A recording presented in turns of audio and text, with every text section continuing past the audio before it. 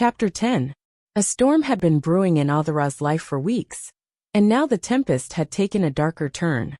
Anonymous threats began to creep into her days, cryptic messages, warnings scrawled on napkins at her favorite cafe, and even a faceless email that chilled her to the core. Every note was linked to Ishani's exposé, the scandalous revelations that had rocked the Raichand empire. The threats were a stark reminder that the past was not done with them yet, and Aadhira felt the noose of public disgrace tightening with every passing day. Rudra was aware of these developments. His normally unflappable demeanor now carried a shadow of paranoia. In his eyes, every phone call and every unexpected visitor became a potential threat to his control. And to Aadhira. In response, he assigned extra bodyguards, a retinue of men who were ever present, their silent vigilance a constant reminder of his possessive need to protect what he considered his. It was during a formal dinner at one of their lavish estates that the pressure reached a boiling point. Aadhira had met with an old friend, a former flame, under the guise of discussing a business matter. The meeting was brief, meant to provide her some solace, and a glimpse into a life before the confines of her current marriage. However, rumors have a way of seeping into even the most private corners of a guarded existence. As the dinner progressed, amid sparkling crystal and muted conversation, Rudra's phone began buzzing incessantly. A terse message from one of his bodyguards confirmed what he'd long suspected. Aadhira had been seen in the company of someone from her past. Without a word to the guests or even to the staff, Rudra excused himself abruptly, his face a storm of anger and betrayal. Rudra stormed across the candlelit dining hall, every step heavy with barely contained fury. He reached Aadhira's table, his eyes blazing. The murmurs of the onlookers died away as he seized her wrist with an iron grip. Before Aadhira could protest, he dragged her out of the dining room, ignoring the shocked gasps echoing in his wake. The cool night air greeted them as they reached the waiting car, its polished surface reflecting the tense drama unfolding on the pavement. Rudra didn't bother with explanations in the dim glow of streetlights. Instead, he shoved her roughly into the back seat of the vehicle. The heavy door shut with a finality that matched the abruptness of his actions.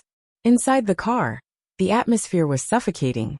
The hum of the engine was the only sound as Rudra turned to face Aadhira, his expression dark and possessive. He moved swiftly, pinning her against the seat with a force that sent a jolt of shock through her body. His eyes bore into hers, intense, unyielding, and filled with a blend of anger and a desire to protect that she had long denied. "No man gets to have your attention but me," he growled, his voice dangerously low, each word laced with the promise of retribution and ownership. Aadhira's breath caught in her throat. For a split second, the world narrowed to just the two of them, the threat of external forces momentarily forgotten. She felt the heat of his proximity, the undeniable gravity of his presence. Yet, even as his hand continued to hold her, a part of her rebelled against his claim. "I'm not yours," she managed to whisper, her voice trembling with a mixture of defiance and something else, something raw and unspoken that she had long tried to bury. A slow, dark smirk curled on Rudra's lips as he let his hand linger on her wrist. "Then why do you tremble when I touch you?" he murmured, his tone both accusing and intimately knowing. His words were a challenge, a provocation meant to cut through her carefully constructed armor of independence. Aadhira's heart pounded in her chest, the car's interior suddenly feeling too tight, too confined.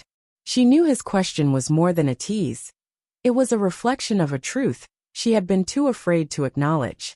Every brush of his hand, every lingering glance, had awakened sensations she tried so desperately to ignore. Yet, in that charged moment, her body betrayed her even as her mind screamed in protest.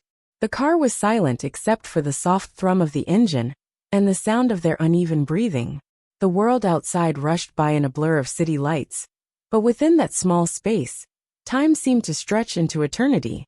Rudra's gaze was unrelenting as he searched her face, seeking some sign of surrender or understanding. Aadhira's eyes darted away, fighting the pull of vulnerability. "You can't control me, Rudra," she said softly, her voice a mix of challenge and regret. But deep within, she knew that despite her fierce declarations of independence, his possessiveness had stirred something in her. A dangerous mix of anger, longing, and an undeniable spark of connection that neither of them could ignore. For a long, breathless moment, the car sat in a suspended state.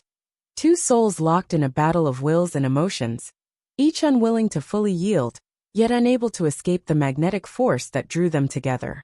Rudra's expression softened imperceptibly, as if caught between his need for control and an unspoken desire to protect what he feared losing most. Outside, the city roared on, indifferent to the storm raging in that confined space. Inside, Aadhira's mind raced with conflicting thoughts.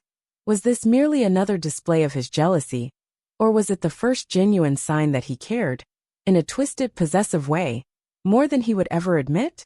In that fragile moment, as the car continued its journey into the night, both Rudra and Aadhira were left with a single burning question.